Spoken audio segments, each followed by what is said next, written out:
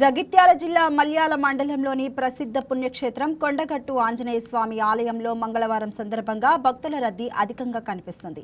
తెల్లవారుజాము నుంచే భక్తులు పెద్ద సంఖ్యలో ఆలయానికి చేరుకుని స్వామివారి దర్శనం కోసం క్యూ లైన్లో బారులు తీరారు. నేటి నుంచి 3 రోజుల పాటు చిన్న జయంతి ఉత్సవాలు నిర్వహిస్తున్నారు. ఈ నేపథ్యంలో 750 మంది పోలీసులతో జగిత్యాల ఎస్పీ అశోక్ కుమార్ ఆధ్వర్యంలో భద్రతా ఏర్పాట్లు చేశారు. రేపు జరగనున్న చిన్న హనుమాన్ జయంతి ఉత్సవాలకు ఆలయ అధికారులు పూర్తి ఏర్పాట్లు చేస్తున్నారు. హనుమాన్ విజయోత్సవాన్ని పురస్కరించుకొని హనుమాన్ మాలాధారణ భక్తులు కొండగట్టుకు భారీగా చేరుకున్నారు. ఈ నేపథ్యంలో కొండగట్టు ఆంజనేయ స్వామి ఆలయంలో విషాదం చోటు చేసుకుంది. ఎండాకాలం కావడంతో అంజన్న ఆలయంలో భక్తుల కోసం ఏర్పాటు చేసిన చలువ పందిళ్లు కుప్పకూలడంతో భక్తులకు గాయాలయ్యాయి. దీంతో అధికారుల నిర్లక్ష్యంపై భక్తులు ఆగ్రహం వ్యక్తం చేస్తున్నారు.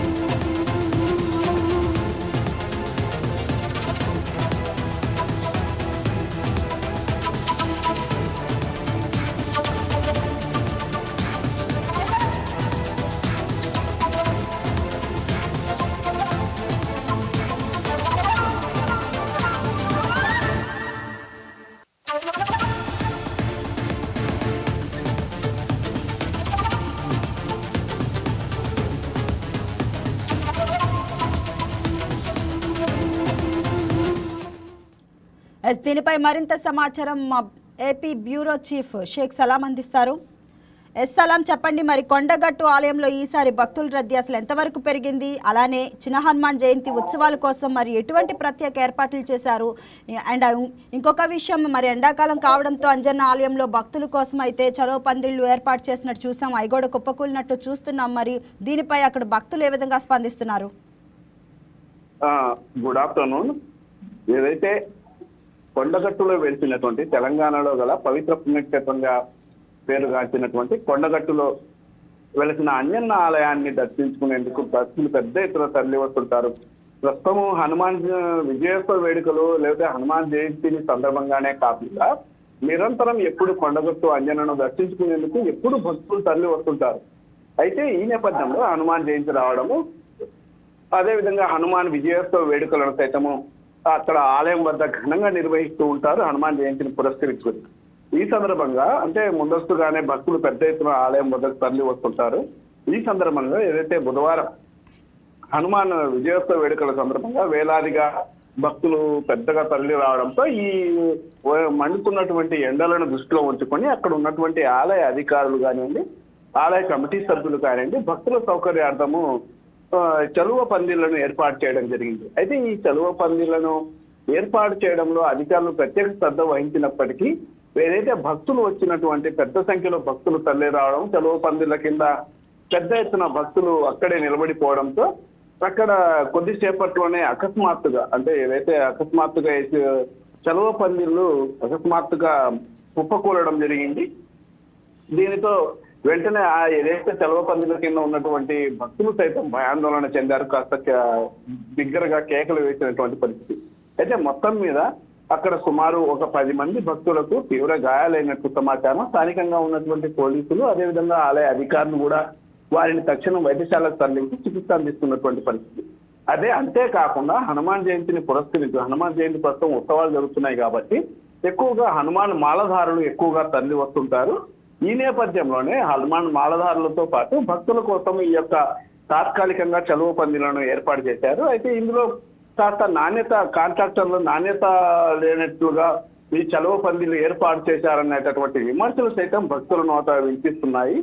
ఏదేమైనప్పటికీ ఒక రకంగా చెప్పాలి అంటే ఈ చలువ పందిలు కూలిన సమయంలో నేల కొరిగిన సమయంలో 10 మంది తీవ్ర గాయాలు కాగా ఆ చలువ పందిల కింద ఉన్నటువంటి పెద్ద సంఖ్యలో ఉన్నటువంటి భక్తులకు మాత్రము ఎటువంటి గాయాలు కాకపోవడం కూడా కాస్త విశేషంగా మనం చెప్పుకోవచ్చు. మొత్తం మీద ఎట్టి పరిస్థితుల్లో కనీస భద్రతా ప్రమాణాలు పాటించాల్సినటువంటి అవసరాన్ని ఆలయ అధికారులతో ప్రత్యేకంగా గుర్తించాలని కూడా భక్తులు కోరుతున్నటువంటి పరిస్థితి. అంటే గతంలో కూడా మనం చూడవచ్చు, గతంలో కొండగట్టు ఘాట్ వద్ద చాలా ప్రమాదాలు జరిగాయి. ఆ సమయంలో కూడా కొన్ని విమర్శలు వినిపించినటువంటి పరిస్థితి. ఆ తర్వాత అక్కడ ప్రమాదాలు జరగకుండా అధికారులు చర్యలు తీసుకున్నారు.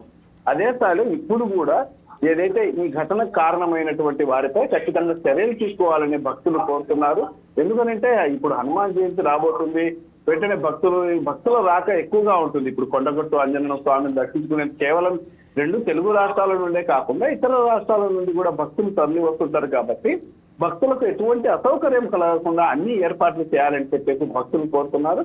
మరి ఈ ప్రమాద ఘటన ఏదైతే సెలవు పందిలు నేల కొరిగిన వెంటనే అధికారులు మాత్రం తాత్కాలిక చర్యలు వెంటనే తీసుకున్నప్పటికీ ఇటువంటి ఘటనలు మళ్ళీ జరగకుండా చూడాలని కూడా భక్తులు కోరుతున్నారు.